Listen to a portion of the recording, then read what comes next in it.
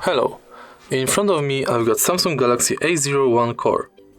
Today I'll show you how to change map type in Google Maps. Firstly, open Google Maps and click this button. We've got three different types of maps: default, satellite and terrain. Default looks like this.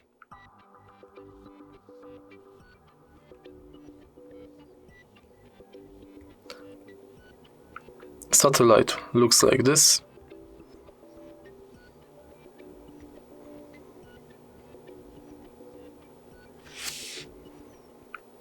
And terrain looks like this. Choose map by clicking on icon. If you find this tutorial helpful, please leave like, comment and subscribe.